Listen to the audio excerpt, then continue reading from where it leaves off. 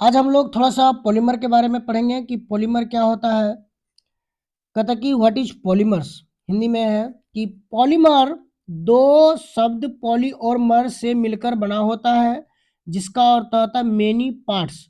Polymer एक high molecular weight compound होता है, यानी उच्च अनुभार वाले यौगिक होते हैं, जो कि लो मोलिकुलर वेट कंपाउंड निम्न अनुभार वाले यौगिक यानी मोनोमर से बना होता है। यानी कि कहा जाता है कि जिस प्रकार हम लोगों को अगर अगर घर बनाना है तो घर बनाने के लिए ईंट की जरूरत होता है। एक एक ईंट को जोड़ करके हम लोगों ने क्या करते हैं, घर का निर्माण करते हैं। जोड़ते जाते तो एक जैसे डॉट डॉट डॉट डॉट है, इस डॉट को जोड़ेंगे तो एक क्या होगा, ये लाइन का निर्माण करेगा। वैसे ही है कि अगर कोई पॉलीमर बनाना है तो उसका सबसे न्यूनतम भाग होता है हमारा मोनोमर। तो कहता है कि पॉलीमर जो होते हैं दो शब्द से मिलकर होता है। हमारा ये हाई मोलिकुलर वेट कंपाउंड होते हैं। देखिए यहाँ पर लिखा हुआ हाई मोलिकुलर वेट, यानी कि जब मोनोमर यानी छोटा छोटा अणु मिल करके बनाएंगे तो ये क्या होगा, हाई मोलिकुलर वेट कंपाउंड का निर्माण। इथिलीन आता है, पीई, बहुत सारा ये प्लास्टिक मटेरियल, जितने भी प्लास्टिक मटेरियल्स होते हैं वो हमारा पॉलीमर होता है। कहा जाता है कि जितना भी प्लास्टिक मटेरियल है, सभी प्लास्टिक मटेरियल एक पॉलीमर है, जबकि सभी पॉलीमर प्लास्टिक्स नहीं होते हैं। ये चीज हम लोग जानते हैं। अब कहता है कि व्हाट इज मोनोमर। मोनोमर क्या होता है इसके बारे में हम लोग जाने का था। मोनोमर एक लो मोलिकुलर वेट कंपाउंड होता है, वहां भी बताए थे, है जो कि छोटे छोटे अणु से मिलकर बना होता है, जैसे ethylene, propylene, vinyl chloride, styrene, etc. तो देखिए इसमें छोटे छोटे कहता है कि छोटे छोटे अणु से मोलिकुल से मिलकर के बना होता है कौन, क्या, मोनोमर्स। लेकिन कभी कभी क्या होता है कि मोनोमर, ये जैसे इथिलीन है, इथिलीन एक प्रकार का हमारा क्या है, अणु है, मोलिकुल्स है, ये अणु है और अणु है, और ये हमारा मोनोमर भी है, ये हमारा क्या है, मोनोमर भी है। तो देखिए कभी मोनोमर और अणु दोनों बराबर हो सकते हैं, और लेकिन हमारा बराबर हो सकते हैं, लेकिन ज्यादातर होता है कि मोनोमर जो होते हैं, मोनोमर हमेशा क्या होता है कि अणु से बड़ा होता है। इसीलिए हम लोग क्या लिखे हैं कि छोटे छोटे अणु मिलकर के हम लोग क्या करता है, ये मोलिकुल्स का निर्माण, सॉरी मोनोमर का निर्माण करते हैं। कहता है कि व्हाट इज मोलिकुल। अणु क्या होता है, कहते हैं कि मोलिकुल्स यानी अणु दो या दो से अधिक परमाणुओं, एटम के एक समूह होता है, जो कि केमिकल बॉन्ड यानी रासायनिक बंधन से क्या होता है, बंधा रहता है, जैसे H2O, CO2 इत्यादि। ये अणु जो होते हैं, मोनोमर, सॉरी अणु जो होता है वो एटम यानी कि परमाणुओं के मिलने से अणु का निर्माण होता है, और अणु के मिलने से क्या होता है, मोनोमर का निर्माण होता है। इसलिए हमने इसको बता दिए कि मोलिकुल्स क्या होता है।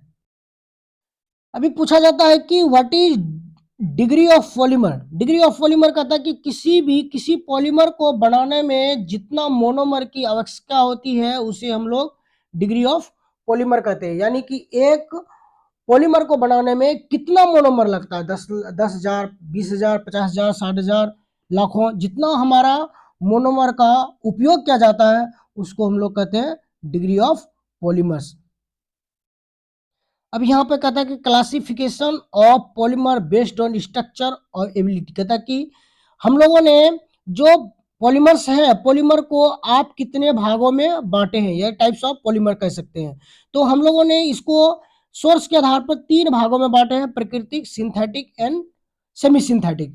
तो हम लोग इन तीनों के बारे में, नेचुरल पॉलीमर्स, नंबर 1 में नेचुरल पॉलीमर कहता है वैसा पॉलीमर जो प्रकृति से प्राप्त किया जाता है, अर्थात जो एनिमल्स, ट्री से प्राप्त होता है, उसे हम लोग क्या कहते हैं, नेचुरल पॉलीमर्स, यानी कि प्रकृति पॉलीमर्स। जैसे होता है फॉर एग्जांपल में हम लोग स्टार्च हो गया, प्रोटीन हो गए, सेल्यूलोज हो गए, रबड़ हो गया, जो रबड़ हमारा क्या होता है, वृक्ष से प्राप्त होते हैं, इसलिए इसको ये हमारा प्रकृति में आता है। कहता है सेमी सिंथेटिक।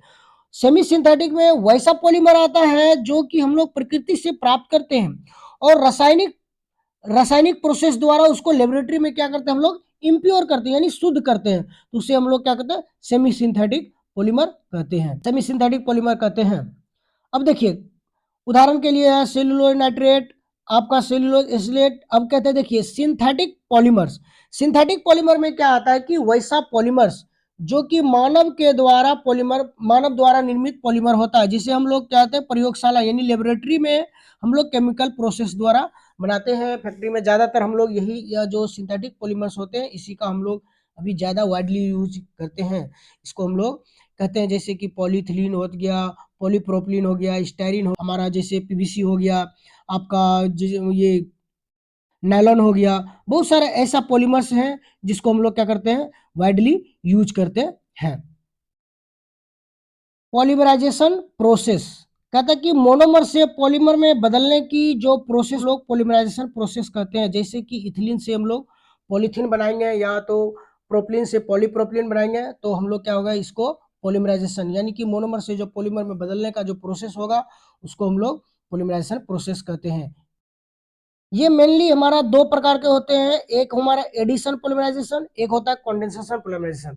तो एडिशन पोलिमराइजेशन कहता है कि इसे चेन ग्रोथ पोलिमराइजेशन प्रोसेस भी कहते हैं। इस प्रकार के प्रोसेस में मोनोमर तथा पॉलीमर दोनों का आणविक भार बराबर होता है। कि इसमें एडिशन पोलिमराइजेशन में किसी प्रकार का बाय प्रोडक्ट नहीं बनता है, यानी कि जितना मोनोमर देंगे उतना ही पॉलीमर का निर्माण होगा।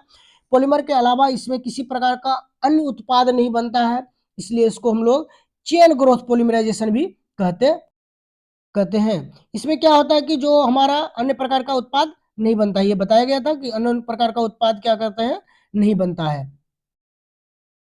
कंडेंसेशन पोलिमराइजेशन प्रोसेस में क्या होता है कि इसमें इस प्रकार के पोलिमराइजेशन प्रोसेस में मोनोमर तथा पॉलीमर के आणविक भार मोलिकुलर वेट बराबर नहीं होगा, क्योंकि इसमें क्या होता है H2O, CO2, CO, NH3 जैसे छोटे छोटे अणु क्या होता है एक्स्ट्रा में बनते हैं, बाय प्रोडक्ट का निर्माण करता है, जिसके कारण इसमें क्या होता है हमारा ये जो है पॉलीमर, जितना मोनोमर देंगे उतना पॉलीमर का निर्माण नहीं होगा, जिसके कारण क्या होगा कि हमारा जो मोनोमर के भार से क्या हो जाएगा, कम हो जाएगा। किसका, पॉलीमर का भार हमेशा क्या होगा, मोनोमर से कम होगा, क्योंकि हमारा H2O भी तो बाहर निकल जा रहा है, ये पानी इसका तो मोनोमर, ये तो पॉलीमर है नहीं, तो ये हमारा बाहर निकल जा रहा है, जिसके कारण क्या होगा कि ये जो पॉलीमर है इसका भार क्या हो जाएगा, घट जाएगा। क्या होगा, पॉलीमर का भार घट जाएगा। तो ये हम लोग जानते हैं।